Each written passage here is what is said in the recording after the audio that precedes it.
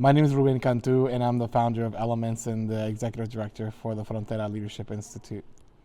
Ruben, what's been happening today here at the eBridge Center in downtown Brownsville? We decided to start opening up our doors and really inviting the community to learn about the latest and greatest in technology. We want to make sure it's accessible to all. So we led a workshop today on AI for small businesses. And it was very well attended. Yeah, we had over 40 people show up, and we had to keep increasing the capacity on our event page because it kept selling out. You know why you had a good turnout? It was that catchphrase you had. Repeat the catchphrase for us. In our online ad, I think we made a post that said, AI took my job, ... to the next level. And the meaning there is, don't be afraid of AI. You can actually benefit from it, you can utilize it, and it can boost your business. You know, I think it's foolish to try to be anti-technology, but I think it's smart to be discerning with technology. And I think that the more we get hands-on and familiar with it, we can understand the short-term and long-term implications of it. There's still implications that we're having on social media. Like, we see the detriment effects that social media has had on young people, but we also see the opportunity that's created for commerce for markets that didn't have, and you have emerging economies using Facebook and Instagram and so on and so forth to be able to communicate with each other. WhatsApp became a global hit, and people can commerce through that. I was chatting with one of the people in the audience a short time ago, a businessman here in Brownsville. You might know of him, Steve Perez, and he was saying he's already utilizing AE in his import-export business, and he says it's like having 100 workers. You know, the level of disruption that AI is predicted to have is seismic. I think that we have a bigger impending tsunami coming, figuratively speaking, with AI than we think that we can even imagine. But that's not to get people scared. We're not all just going to become extinct, right? There is still going to be a need, and with new ideas and new energy and new industries come new jobs. And so I believe that AI will enhance not only the current jobs, but will create new needs for new specialties that we're emerging and developing right now. So, what was your audience? Were there real professionals in there that know AI inside out, or were there a lot of people in the audience that just came along to learn more? Today's audience was a good mix. I think it was a good representative of the small business community here in Brownsville, Texas. You had people who were just opening hair salons, and people who had import-export businesses, and people who had e-commerce businesses who wanted to polish up. We had someone who has a coffee and bike shop here in town who's supportive of the local community in the business space, and they all got something out of it. And so I think that this is what we're trying to do. This is why eBridge is here, because we're the crossroads of helping spur new economic growth in our community. And could you tell, as you gave your presentation, could you tell from the audience, how much interest was there? Was there any wow factors? Were people just blown away by the impact of it all? I mean, to be honest, one of the indicators we know whether an event went well or not, or a talk went well or not, is if people will leave, right? Immediately or right after. And so people lingered on. Not only did they network with each other, but there was a line waiting to speak with me about the different things that they want to see in future iterations of it. So we're now listening to figure out what the next workshop will be like. And so we really want to just build in and dig in our heels into the community and say, if you want to learn about technology, if you want to be innovative, if you want to be able to be included in the new economy, let us know what you're trying to learn and what applies to you, because we don't want to just bring ideas. We want to make sure that they actually land with the community that's here and meet people where they're at. And so I think today we did a good job of doing that. So where did you learn? How did you learn about AI? I mean, I think I've been always a techie at heart, so I don't know if there's a day where today I learned AI, but I think I've been the guy that's been taking apart radio since I was 4 and then putting them back together. I think it's always part of my blood. I think first iteration of playing with AI is like recommendation engines, and just seeing how social media started integrating AI tools. Amazon started doing it early back, at least a decade and a half ago. And so, AI has been at some element present in our lives, But I think now with the ability to have large language models and cloud support, it has become more accessible to many more people, and people are now seeing the power of what they can do at their fingertips.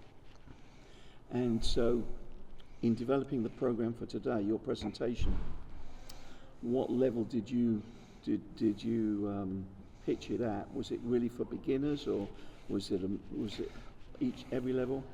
I tailored it. There was enough technical knowledge in there so that people who were technically advanced could understand and respect, oh, he knows what he's talking about. But once I polled the audience, they were like, we are newbies, we're beginners.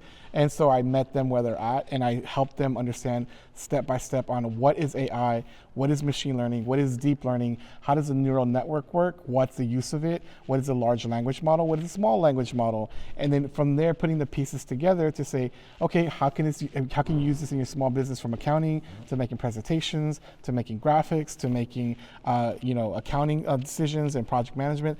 AI is integrated into everything. So I don't think you'll see a small business that doesn't have AI in the next 10 years.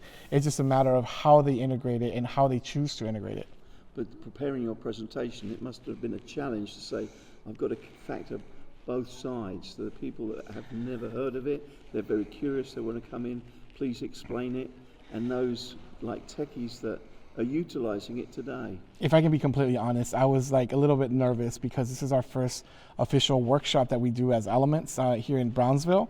And so while we're getting ready for the Frontera Leadership Institute and getting that launched next month, that's a particular set of curriculum. These are add-ons or augmented workshops that we offer, and different communities are at different levels. And I didn't want to come in here and be so simple that we're like, we don't have use for that. Like, that's not there. At the same time, I didn't want to be so advanced that people are like, what are you talking about? So, I think we hit it right. You know how they say in the box, and when the pitcher hits the ball, like, it was right in the box, and we were so happy that happened. And so now the fact that people are like, when's the next one? Hey, are you going to build a community? You said you're going to build an AI community. We want to be part of that community. So I think that's the next step, is like starting a little user group of AI people. That's going to happen as we're coming out of this meeting. I think that is the next step, is they're figuring out a time where I can't lead it by myself, but I think there's a group of people that are like, hey, I'll lead a week. Everyone does a show and tell, and then we learn a different aspect of AI.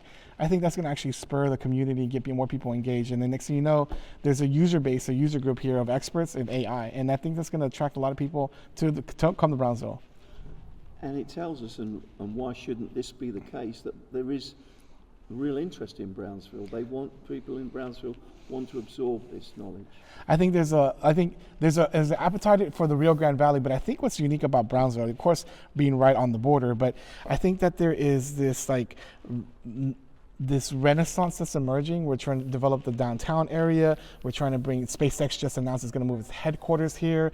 You have LNG and all their activity happening. We want to make sure that as we develop, the community itself on the ground is getting access to the latest and greatest insights and research and resources that they need to empower themselves and their decisions, and also being able to contribute to the new economy. And I think that's why we are here, and I think that's why we had a really good turnout. And of course, we've met before and I've interviewed you before, just about what a special place this is in terms of building an ecosystem for entrepreneurs. You can feel it. Yeah, I think there's a lot of appetite. And here's the thing, oftentimes, not to downspeak on any other market, but sometimes certain markets have been a little bit more mature. They become a lot more transactional, and like, what can you do for me? What do you need, etc. And I think what I've seen here in Brownsville, and I think overall in the Texas Rio Grande Valley, it's really heart-centered people who really care about each other, who want to see each other succeed. And I think that's the spirit. If we can continue keeping that spirit alive, that's what's going to make us successful here in this region. When I think about Austin and what made us successful, yes, we had the technical know-how. Yes, we were leading in SaaS companies, et cetera. But if we didn't have the community that cared about each other, that supported each other's wildest dreams, like when Tim Leake said, I'm gonna create this thing called the Alamo Draft House, and I'm just gonna serve food and play culty movies that are old and vintage, and have people show up. They're like, well, you're crazy. And they're like, no, I think that's a cool idea. Next thing you know, it grew up into a national model, and they got bought up by Sony. It's these things where it's just crazy enough to work, then we support each other no matter how crazy it is. because through that you'll figure it out what works or not. But it's that can-do attitude, and I think that we have that here in Brownsville. We just need more people to get plugged in. We probably have it in spades. Yeah, and one of the things I've noticed is that while the good-heartedness happens, we also have a lot of young people who are hungry and intelligent. They just may be a little shy. So we want to make sure that we encourage them to like step up, take up space, and use their voice, because I think when they decide to have that happen, this place will go bonkers. And so tell us about Elements. How are you settling in? What's been the reaction, the feedback from the public? Oh, we want to thank the Brownsville Community Improvement Corporation. So when you come into eBridge, we're the very first office when you walk in, right next to the elevator. So you can find us here. And the community's been really welcoming and respectful of us. We're getting to know a lot more of the business community here. I think the college community, Texas Southmost College, and other adjacent institutions have welcomed us, and they want to learn more about who we are. So we're looking forward to like getting on the ground and getting to know more of the community here. So anything else you'd like to say, Ruben?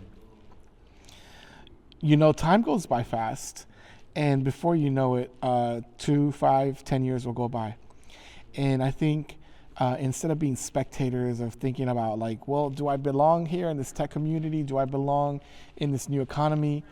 I think the time is to jump in, and I think it's time to, collectively choose what the direction and what the vision is of Brownsville. I think I was talking to a colleague of mine saying, Ruben, I think you need to be clear on what story we're creating. Because Austin is one story, Texas is one story, but what's Brownsville's story? And I was having a hard time answering him because I can't define Brownsville's story. Brownsville has to define its story. I'm here to witness and support Brownsville in its creation of its story. And so if you are part of Brownsville and you want to see this emerge, we're here to help. Reach out to us and let's see how we can collaborate together. Whether you're a student or not, whether you're just a community partner, come say hi to us, shake our hand. Well, let's go get coffee. And let's see how we can actually collectively build communal wealth here together. Thank you so much for today's interview, Ruben. It's always fascinating, and we always learn so much. I appreciate it. Thank you so much.